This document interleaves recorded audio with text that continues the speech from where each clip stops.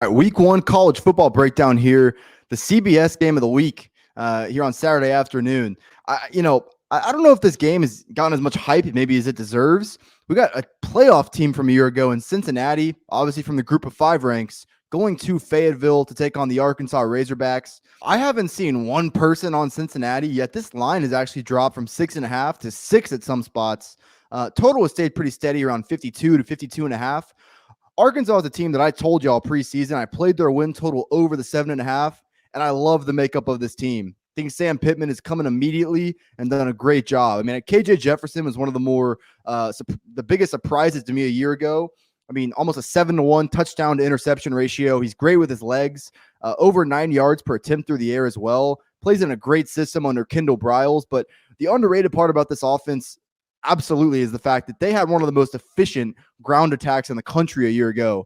So while they might be down a guy like Dominique Johnson for this week one game, the reality of it is they're so deep at that position and they have so many interchangeable pieces at running back that you're probably not going to see a huge drop off in this one-off first game of the season. So I love Arkansas. With that being said, you're playing a team in Cincinnati who made it all the way to the playoff predominantly because of their defense. And I know they lose Sauce Gardner and Kobe Bryant to the NFL ranks, who made up maybe the best 1-2 punch at cornerback in the country. But this defense is no slouch. I mean, you don't make a playoff having a bad defense, and especially when it was probably the main reason you got there. So while secondary is a concern, this Cincinnati front four is going to be able to match Arkansas's physicality up front, and they're particularly stout at that linebacker position. So as high as I am on Arkansas, at least on paper, I think Cincinnati could absolutely be able to give this Razorback offense some issues. My concern with Cincinnati falls on the offensive side because while I wasn't the biggest Desmond Ridder guy, we'll see how he translates to the next level. He provided you a ton of experience. He was pretty underrated with his legs, and he was a pretty consistent quarterback option. I just don't know if Cincinnati's going to have that this year, and I think that has kind of closed the gap in that conference to where I don't think that you can say Cincinnati is the clear runaway favorite in the American. I mean, they brought in Ben Bryant from Eastern Michigan, but he was under 8 yards per attempt last year. This is obviously a pretty big spot to be making your Cincinnati debut. Funny enough, he actually started his career at Cincinnati, transferred away, and now he's back. But still, this isn't the MAC. And, if you think it is, you're going to find out differently pretty quickly. He's not the surefire starter. Luke Fickell has kept it pretty close to the vest. The other option is Evan Prater.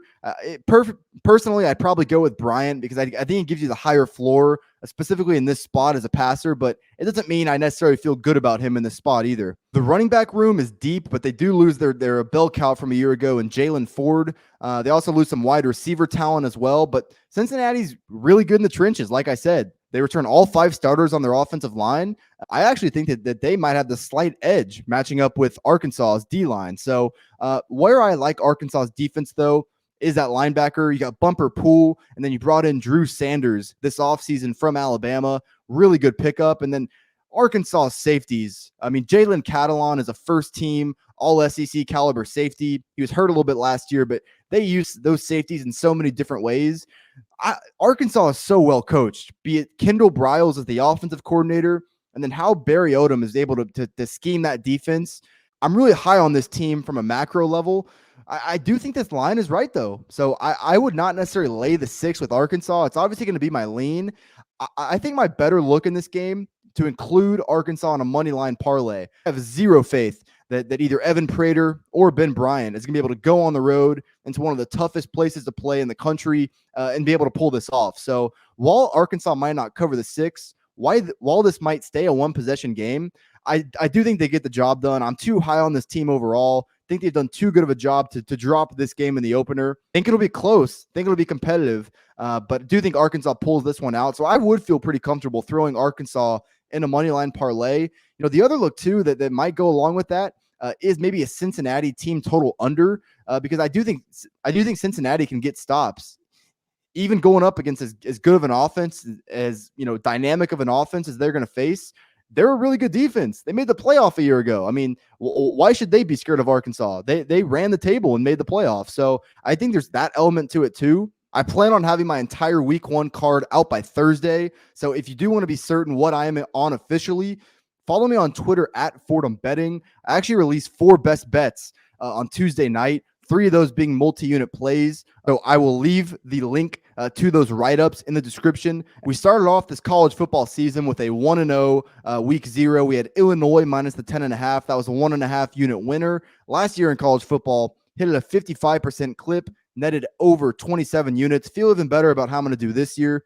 You can also see all the other week 1 game breakdowns. If you go to playlists here on the channel, it'll say week 1 previews and predictions. Click that. I'll have all of the other video breakdowns that I'm going to do in that playlist. An underrated part about this game too is that with CBS now moving towards the Big Ten, y'all got to cherish every single SEC on CBS afternoon game that we get to hear that theme song, because it's definitely going to change. It should be a great game.